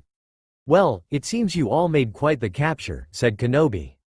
Yes, I am glad that we were able to stop this before he became a major threat in this war, said the Chancellor. Good this is, sense good in him I do. Perhaps to the light, he may yet be turned, Master Yoda spoke. Master, he did have a dark past from what we hear. Perhaps we can help him, said a hopeful Ayla. That may be possible. There were some Sith that were turned to the light, Revan being the most famous of them, Obi-Wan pointed out. The Sith was quite skilled in both fighting and healing, Anakin said. This got the attention of the Chancellor. What do you mean, Anakin? He asked with narrowed eyes. Well, he was good enough at it to patch me up faster than I thought was possible, and he is very strong enough to destroy 3 squads in a single move. This got wide-eyed looks from everyone that had not been there to see it. Ayla then came to Naruto's defense. That may be true, but he also has some good in him, as he helped us defend the villagers. Surely, we can give him a chance at redemption, she said. The problem may not be us, said Kenobi while stroking his beard, but if he even wants redemption. Since we are giving him the opportunity to reform, I would like to meet him myself, said Palpatine. I do not think that is a good idea, Chancellor. He may try to take you hostage to get of the planet, spoke a worried Kenobi. Then I will have my personal guard be with me at all times, thus eliminating any threat. That would work, but Kenobi was cut off by Palpatine. Then it's settled, bring him to me when you land, the Chancellor said. The Jedi looked annoyed but kept quiet. With that, the hologram turned off. I have a bad feeling about this, said Ahsoka. Anakin looked at his Padawan and smirked. Don't worry, Snips, we have him under lock and key. He won't escape, he said. Republic ship holding cell. Ayla walked towards the cell that held the Sith she met not long ago. When she reached it, she saw he was meditating again. Hello, Ayla, Naruto said without opening his eyes. I see that we have arrived at Coruscant. Are you here to take me to your masters? No, the Chancellor wishes to speak to you first, then I shall escort you to the Jedi Council, she said. That's all fine and good, but why would he want to meet me, a known criminal by his standards? He asked, his eyes opening. He said that, since we will be giving you another chance, he would like to see you as a demonstration of good faith. Okay, that's fine. He smiled at her, then stood up and walked in front of the ray-shielded door. I will go anywhere just to spend some more time with a beauty such as you. Ayla looked away from him so that he could not see her blush. She then pressed the button to open the door, and made a motion that told Naruto to follow her. He obeyed the request and followed her off the ship and down a loading ramp, where he was surrounded by clones with red markings on their armor, showing that they wear the Chancellor's personal guard. They traveled towards the top of Senate building, where Palpatine worked at all hours of the day. As they walked, bystanders, seeing a separatist Sith being taken away, started to cheer as the Republic finally made some progress in their fight to stop this war. As the group reached Palpatine's office, Ayla was told to stay outside while the clones pushed Naruto inside. When he came in, he saw an older man in red Chancellor robes, gazing out a window that covered an entire wall at the planet-sized city below. Hello, young man, you have made quite an impact in this war, Chancellor Palpatine said in a dark tone, his back to his prisoner.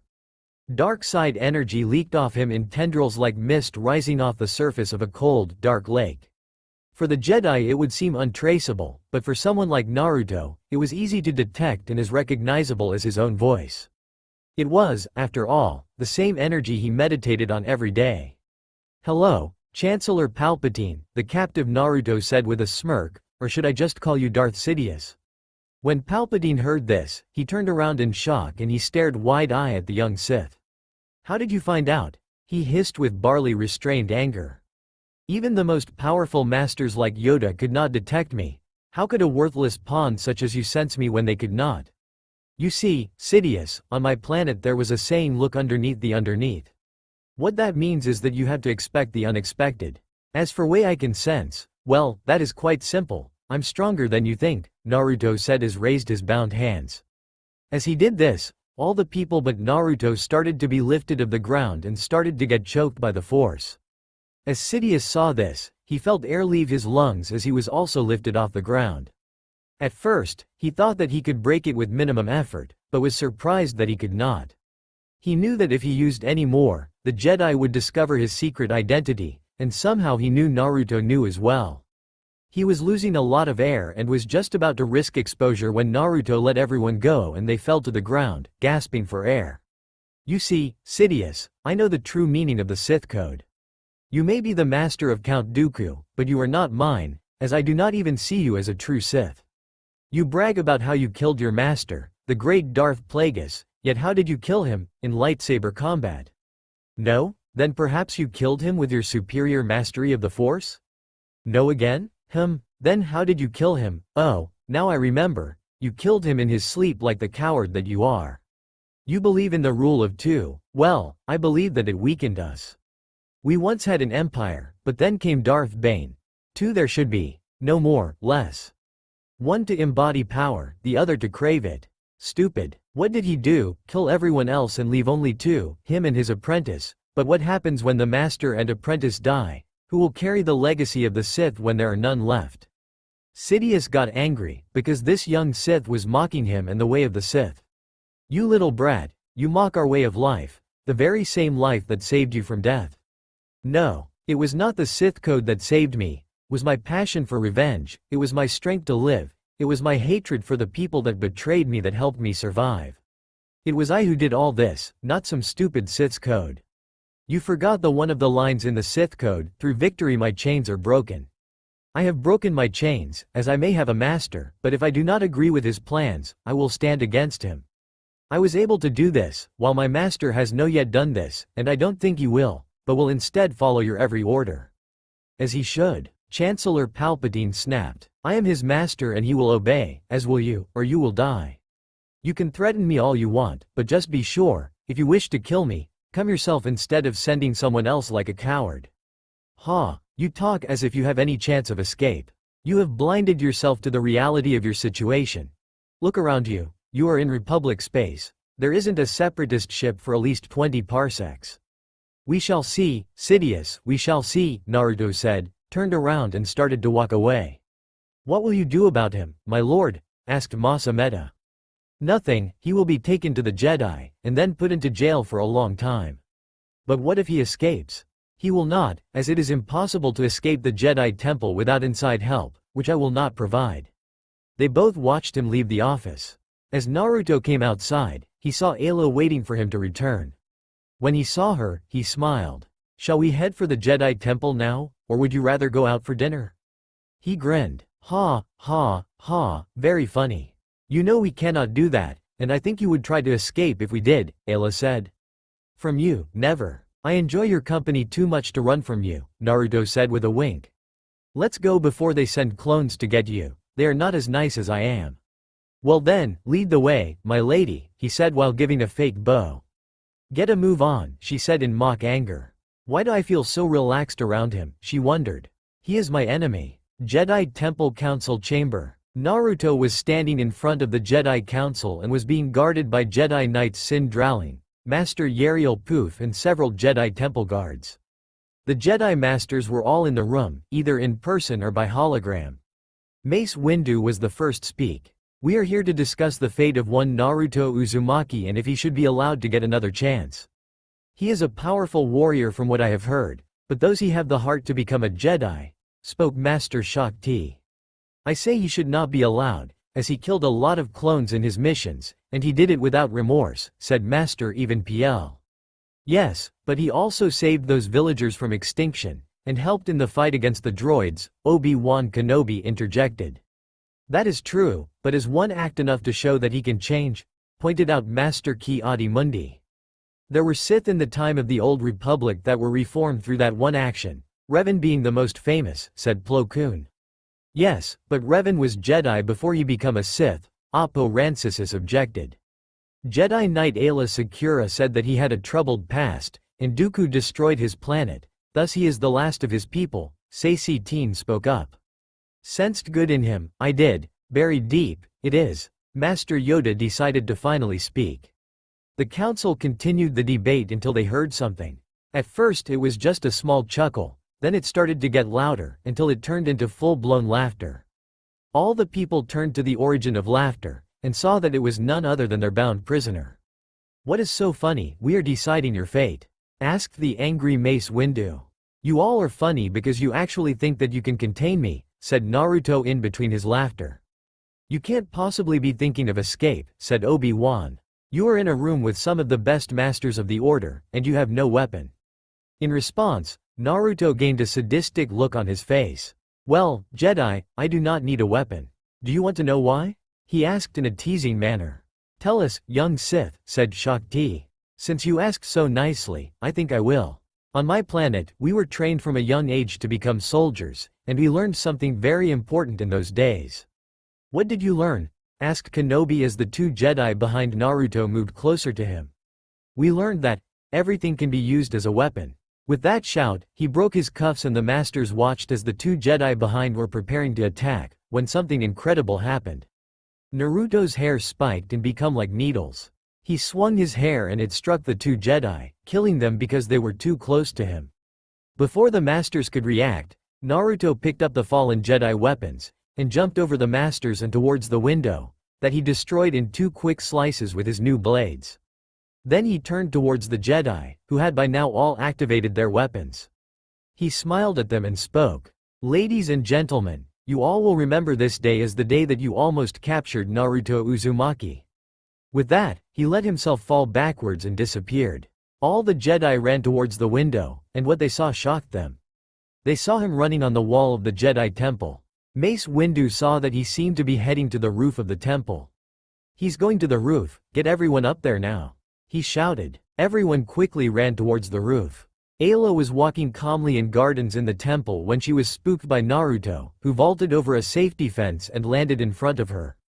Hey, Ayla, how you doing? Naruto, what are you doing here? You should be in the Jedi Council room, and why are you free? I kinda escaped and I'm running from the masters. I also wanted to say goodbye before I leave. What do you mean, leave? Actually, what do you mean, escaped? She said while pulling out her lightsaber. I mean that I'm leaving the planet shortly, and by escaping I mean I jumped out of the window, he said while blocking her blade with his brand new green one, while using the yellow one to try to get her away from him. Where did you get those lightsabers? Ayla demanded. Well, I sort of killed 2 Jedi to get away, he said sheepishly. What? How could you? She yelled in anger, and pressed the attack, forcing him back several steps. I'm sorry, it was the only way I could escape, he said in a sad tone. Now please step aside so that I can leave, I don't want to hurt you. Ayla was surprised that he would ask her something like that, and that he didn't want to hurt her.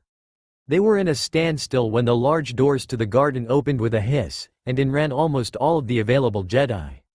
They saw the Sith and Ayla fighting, and were about to intervene, when they heard a large boom and saw a ship similar to that of General Grievous, only larger and painted black and red. They saw that it had no pilot. Naruto saw that his ride had arrived, and he smiled and decided to be bold. Moving faster than Ayla thought possible, he jumped inside the swing of one of his attacks, grabbed her wrist and wrenched it sideways, forcing her to drop her lightsaber. Then, with the air around them full of blowing leaves and petals being churned by ship thrusters, he came in close and kissed her. Everyone, even Master Yoda, had their eyes the size of dinner plates and their mouths open wide. It got even worse when they saw Ayla return it. After what felt like hours but was in reality just a couple of seconds, they separated and Naruto jumped onto his ship. Well, it's been fun, but I do have to leave, so have a nice day. He was about to jump into the cockpit when he heard someone yell. How is it possible that you got the transmission to your ship, if you were under lockdown? Yelled Anakin. In response Naruto said 2 words that shocked everyone, probe droid. Flashback Republic ship holding cell. As they were talking Naruto looked at the droid and whispered, execute order 19. The droid nodded and flew off. With that, Naruto continued to talk to Ayla. Flashback end. With that Naruto smiled, jumped into the cockpit, winked at Ayla, who blushed, and flew towards unknown space as the Jedi watched helplessly. That's all for now. If you want to see next part, then please like this video and subscribe my channel. Thank you.